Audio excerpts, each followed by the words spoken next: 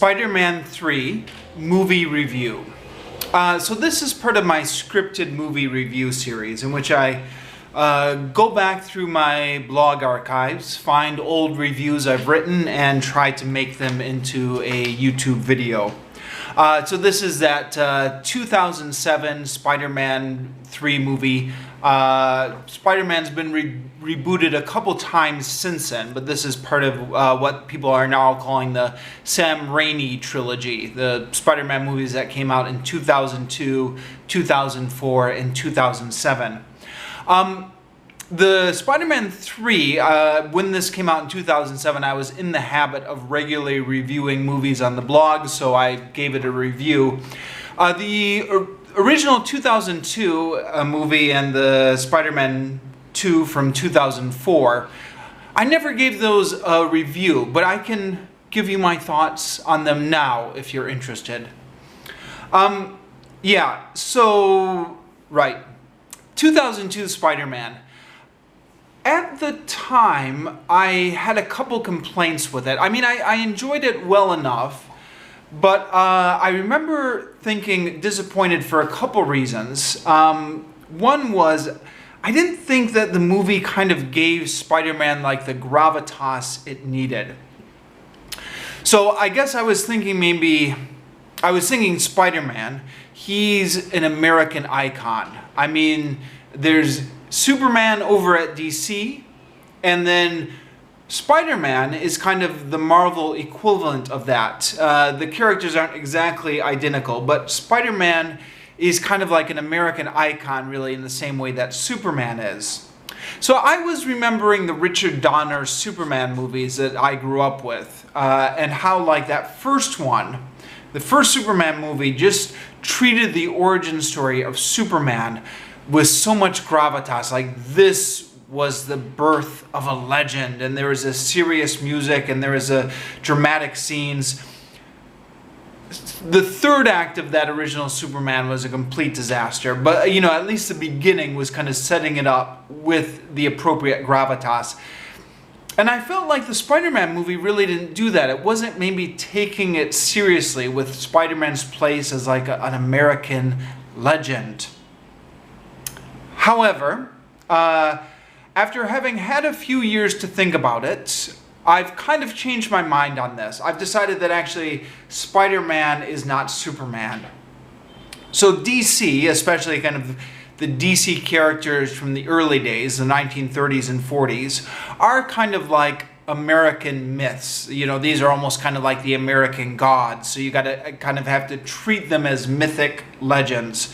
You know, Superman coming down from Krypton is like King Arthur pulling the sword from the stone. It's like, you know, it's like this huge mythic moment.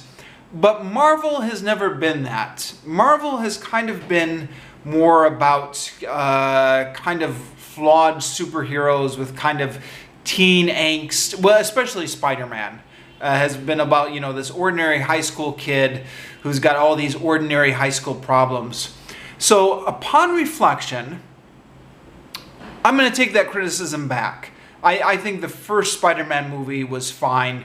It did what it needed to do.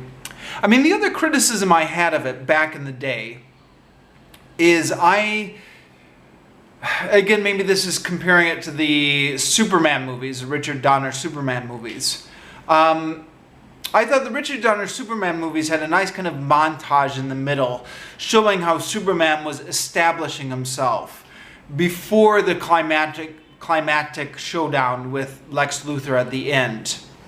I thought the Spider-Man movie, by contrast, kind of jumped the gun a little bit, where we didn't get to see Spider-Man establishing himself as much as like a local superhero. I mean, we did a little bit, but I kind of wanted to see more of him kind of, you know, taking down like the ordinary bank robbers or the local mob bosses or stuff like that before he goes after the big baddie, like the super-powered villain. I thought we got rushed into that showdown with the big super-powered villain a little bit early. But this is actually another criticism that I had initially upon watching the movie that I've kind of mellowed on over the years because, first of all, given the plotting of a movie, they don't really have the space to do that. And it would kind of be boring anyways. So I think they were just essentially doing what they had to do. Even though it does, I don't know. Is it just me or does it feel a little bit rushed? Kind of Spider-Man going from just getting his powers to facing down against like a super-powered supervillain. But largely I kind of gave it a pass. Or, sorry, have given it a pass over the years as I've changed my opinions. On to the positives. The thing I've always really liked about these Sam Raimi Spider-Man movies is I felt they've done a good job of kind of recreating Spider-Man soap opera. So this is an aspect that didn't always come through in the cartoon version of Spider-Man. Well, depending on which cartoon Spider-Man you grew up with. I think some of these cartoon Spider-Mans did actually kind of import a lot of these plots from the comics. The ones I remember growing up with as a kid, though, did not. You know, it was just kind of Spider-Man shows up, he fights a bad guy. But in the comic books, Spider-Man was kind of famous for having like this soap opera. He was a high school kid, kind of nobody liked him. He got bullied by that character Flash Thompson. Everybody else thought he was a nerd. There was a change in tone when Steve Ditko left. So I think before Steve Ditko, Steve Ditko was writing, all the characters like Harry Osborn and Gwen Stacy kind of despised Peter Parker.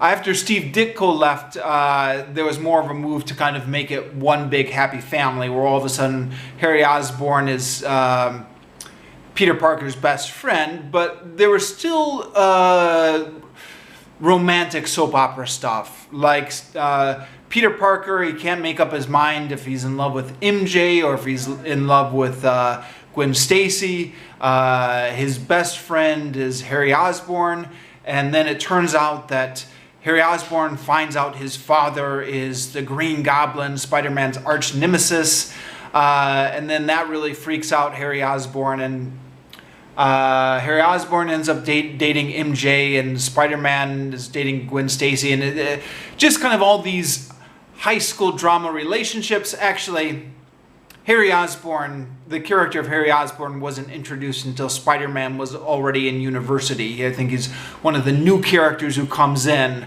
with the new crowd at university. But I guess kind of teenage stuff, teenage university stuff. Now this, I wasn't a huge Spider-Man fan as a kid or even as a young teenager, but this stuff really used to fascinate me. I remember, how old was I? Around 13 or 14. I was at camp, and somebody had brought up all these old Spider-Man comic books that they had inherited from their uncle. You know, stuff from the actual late 60s. Stupid thing to bring these to camp, right? These collectible comic books. But whatever, he brought them to camp, and we kind of passed them around during rest hour, and we're all kind of reading them. And you know, I remember reading in one of these comics from the late 60s, Harry Osborn, he's getting really freaked out because he's just discovered his father was the Green Goblin. Then around that time, this was the early 90s, kind of later, I was reading a current issue of Spider-Man, current at the time, and in which Harry Osborn was still kind of, he was now one of Spider-Man's enemies, and he was really upset about how his dad had always been disappointed in him. Now he had this kid, and he didn't want the kid to be a disappointment to him the way he was a disappointment to his dad. And I was just fascinated how this kind of one story arc had kind of continued over like 25, 30 years. Now this was back in the early 90s, so this was kind of before Wikipedia. Wikipedia nowadays, you could just kind of go online and search like Harry Osborn, and you can get kind of the complete character history. Back in those days, you just had to go to the comic book shop.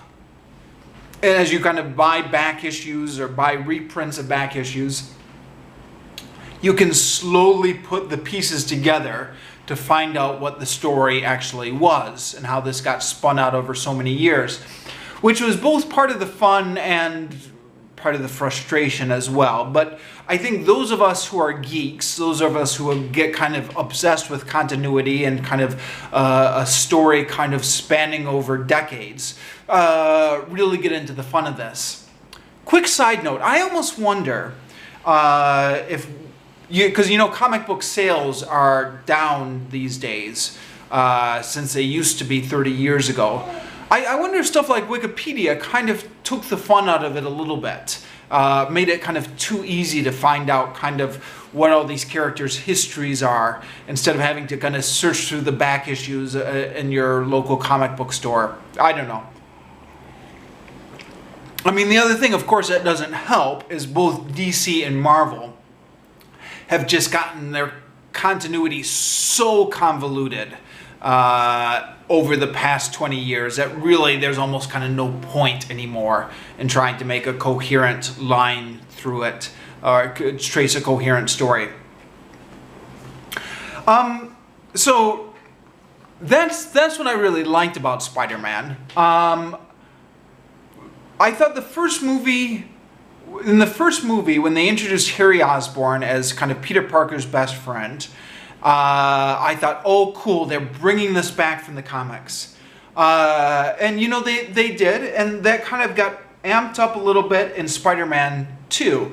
Spider-Man 2, I think, had kind of the most feeling of like the comics, where he's in university, and I think in the comic books, they had him graduate fairly early on. So he started off in high school in 1963, but I think by the mid-60s, they had him graduate high school and then university. And then he was just in university forever, like from the late 60s to most of the 70s. So kind of Spider-Man being in university is kind of the classic comic book Spider-Man. And having the angst of trying to juggle his relationships with his Spider-Man responsibilities, battling supervillains but wanting to be a normal teen, and then just continuing that story about Harry Osborn, who's going from his best friend to his arch enemy. I thought it was reasonably good how they teased that out. I mean, in the comic books, they tease that storyline out for years, right? And years in comic book time being kind of a long time because there's a new issue every month. But obviously you don't have the luxury of doing that over movies. And so then you get to the third movie, and I think 3 movies is a reasonably long time to tease out a storyline in terms of movie time. And now you have Peter Parker at last. His best friend has now become his enemy, Harry Osborn. But, talking about Spider-Man 3 now, somebody made the call at some point that Harry Osborn was not villain enough to carry this third Spider-Man movie. And I hate to say it, I almost think they're kind of right. First of all, because like the Green Goblin back again would have been too much of a repeat of the first Spider-Man movie. I mean, he already fought the Green Goblin once. Second reason is I'm not sure James DeFranco would have made all that intimidating a villain. I think he did a fine job of Harry Osborn, but because he had kind of because they had kind of made so much of him being Peter Parker's best friend, they never really made him into a menacing or scary character. And, I think that's true in the comics as well. Like when Harry Osborn becomes the next Green Goblin, he's not quite as intimidating as his father was.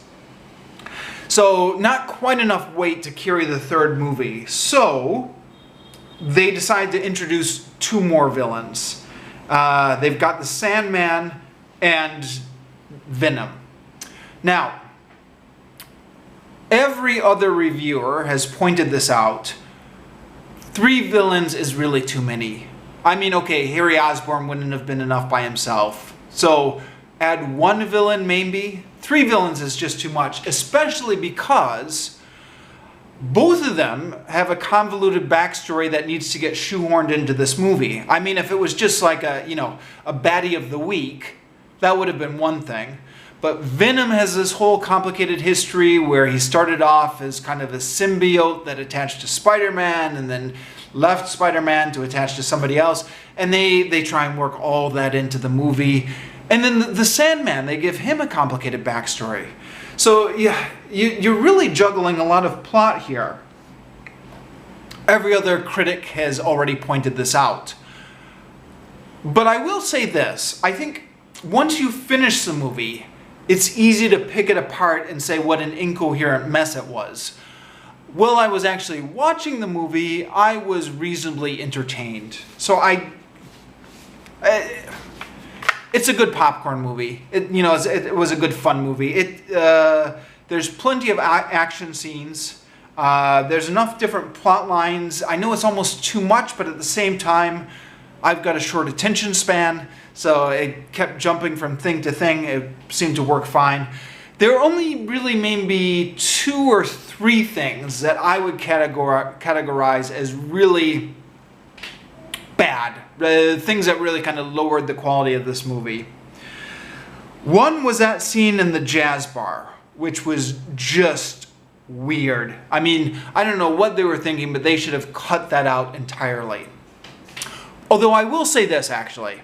The first time I was watching this, I was like, what is this? I mean, the tone does not match with the rest of the movie at all. In subsequent rewatchings over the years, kind of now that I know that scene is coming, I kind of get into the fun of the cheesiness of it a little bit. And because it is just, pure cheese.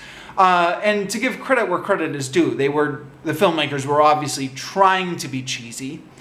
I don't think it works with the tone of the film, especially when you're first watching it, but when you're rewatching it, you can have more fun with it because you already know what's coming. Also, that whole thing about Mary Jane getting blackmailed by Harry Osborn to break up with Peter, that makes no sense. I don't know what Mary Jane was thinking. I mean, why did she think that would help anything by kind of going along with that plot? The third thing is a maybe, and that's the whole Harry Osborn has amnesia that goes on in the middle of the movie. When I first watched the movie, I thought, oh, this is just terrible. It's just, what a cliche plot, having amnesia. But then I went up on Wikipedia to check out the history of Harry Osborn, and I guess in the comic books, he did actually have amnesia for several years and forgot he was the Green Goblin. So I'm almost thinking maybe I can give it a pass in the movie because they are taking it from the comic book source material, and maybe it's an effort to be faithful to the comics. It doesn't really work in the movie because, it's the plotting of a movie is a lot different. You've only got 2 hours as opposed to like years and years, which you can spin out a tale in the comic books. But, whatever. I guess they were trying to be faithful to the comics. Or maybe I'm being too nice to them. Maybe they just put that in as a plot device. But either way, I guess I'm going to give it a pass because it is in the comic books as well. So, final verdict. This movie has some problems, but I still find it entertaining to watch, largely.